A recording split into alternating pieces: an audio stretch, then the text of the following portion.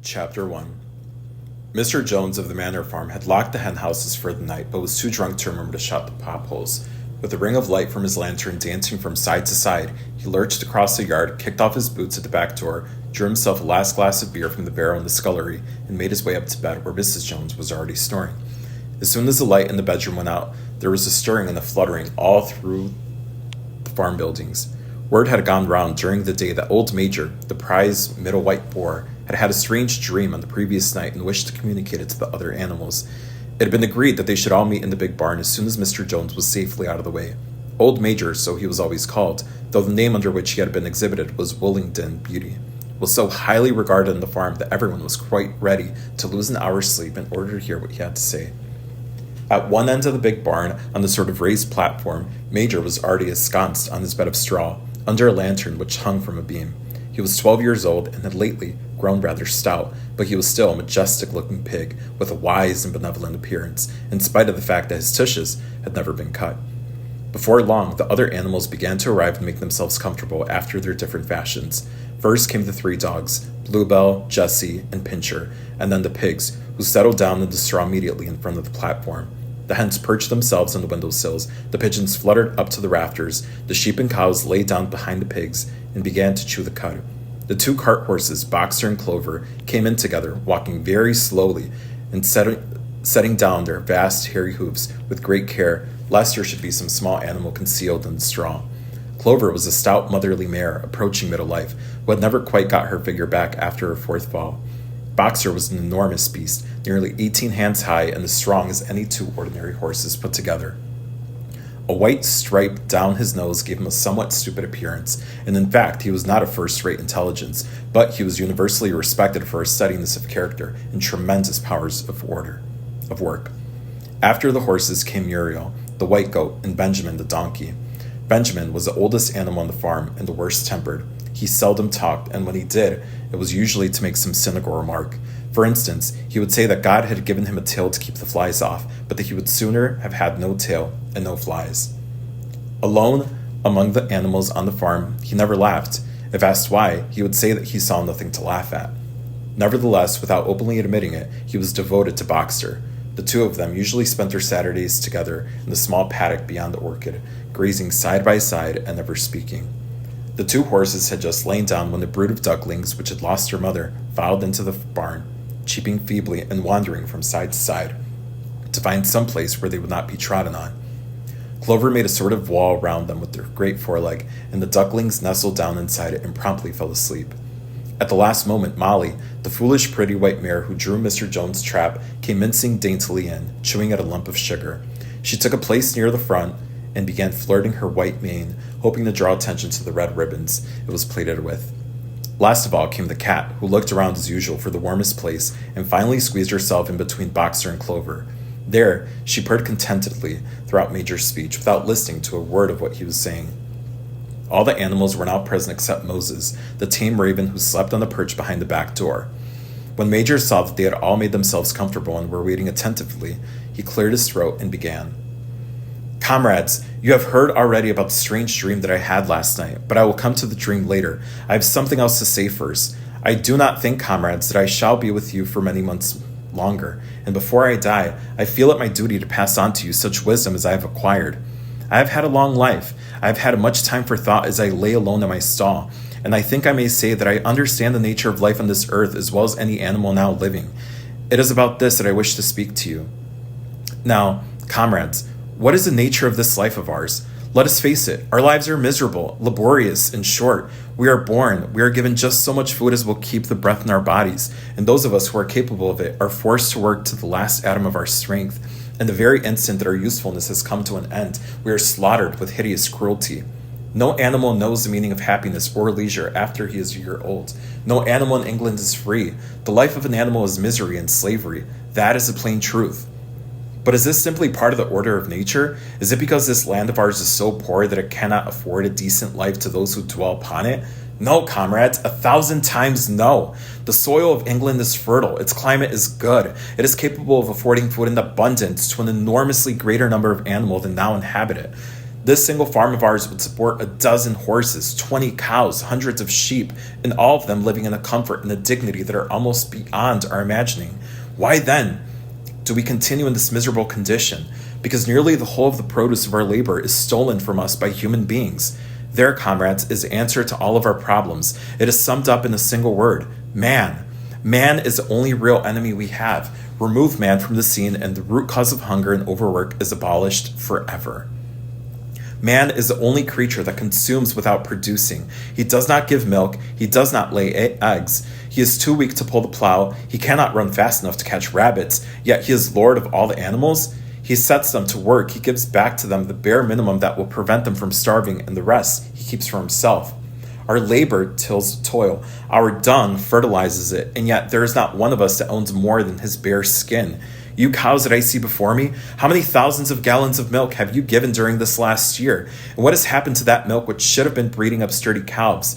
Every drop of it has gone down the throats of our enemies. And you hens, how many eggs have you laid in the last year, and how many of those eggs ever hatched onto chickens? The rest have all gone to market to bring in money for Jones and his men. And you, Clover, where are those 4 fowls you bore, who should have been the support and pleasure of your old age? Each was sold at a year old. You will never see one of them again. In return for your 4 confinements and all your labor in the fields, what have you ever had except your bare rations and a stall? And even the miserable lives we lead are not allowed to reach their natural span. For myself, I do not grumble, for I am one of the lucky ones. I am 12 years old and have had 400 children. Such is the natural life of a pig, but no animal escapes the cruel knife in the end. You young porkers who are sitting in front of me, every one of you will scream your lives out at the block within the year. To that horror, we all must come. Cows, pigs, hens, sheep, everyone, even the horses and the dogs have no better fate. You, boxer, the very day that those great muscles of yours lose their power, Jones will sell you to the knacker, who will cut your throat and boil you down for the foxhounds. As for the dogs, when they grow old and toothless, Jones ties a brick round their necks and drowns them in the nearest pond.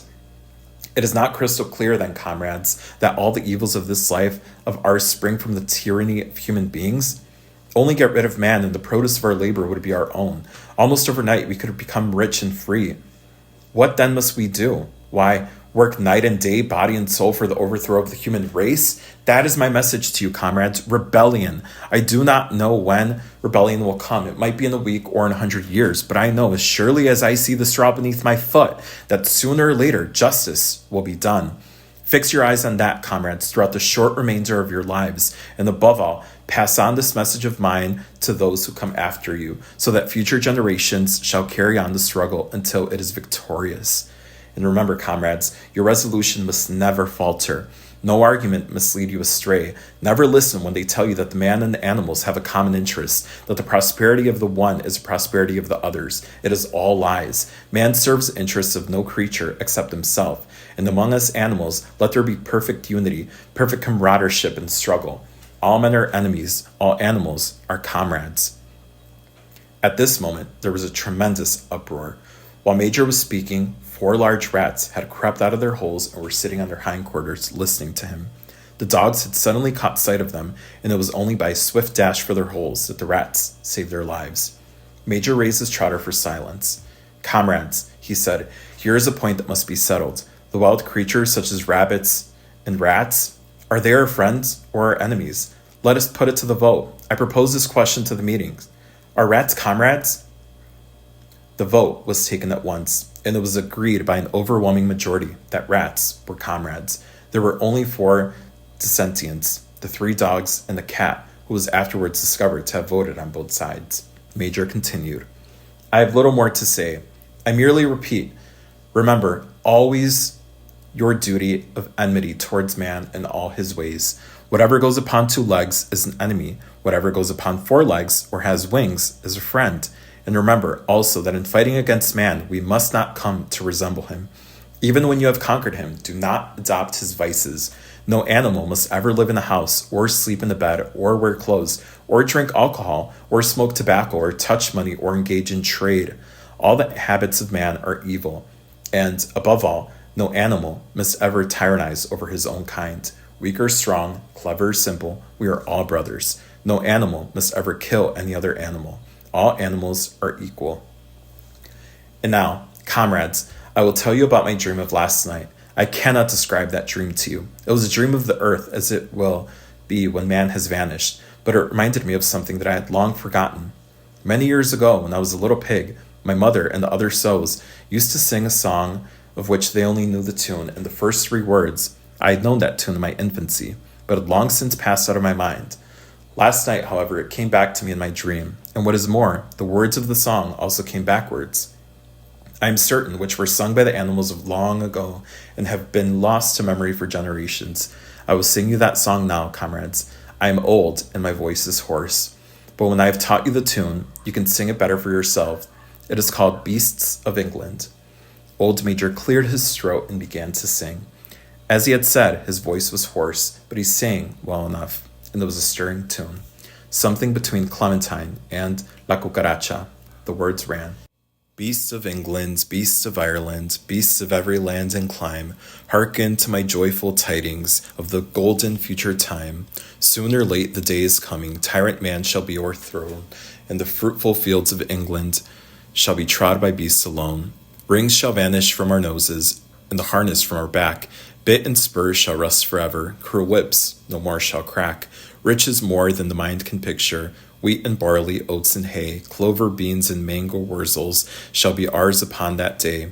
Bright will shine the fields of England, purer shall its waters be, sweeter yet shall blow its breezes on the day that sets us free. For that day we all must labor, though we might die before it break. Cows and horses, geese and turkeys, all must toil for freedom's sake. Beasts of England, beasts of Ireland, beasts of every land and clime, hearken well and spread my tidings of the golden future time. The singing of this song threw the animals into the wildest excitement. Almost before Major had reached the end, they had begun singing it for themselves. Even the stupidest of them had already picked up the tune and a few of the words, and as for the clever ones, such as the pigs and dogs, they had the entire song by heart within a few minutes. And then, after a few preliminary tries, the whole farm burst out into Beasts of England in tremendous unison. The cows loved it, the dogs whined it, the sheep bleated it, the horses whinnied it, the ducks quacked it. They were so delighted with the song that they sang it right through 5 times in succession, and might have continued singing it all night if they had not been interrupted. Unfortunately, the uproar awoke Mr. Jones, who sprang out of bed, making sure that there was a fox in the yard. He seized a gun which always stood in the corner of his bedroom, and let fly a charge of number 6 shot into the darkness. The pellets buried themselves into the wall of the barn, and the meeting broke up hurriedly. Everyone fled to his own sleeping place. The birds jumped onto their perches, the animals settled down in the straw, and the whole farm was asleep in a moment.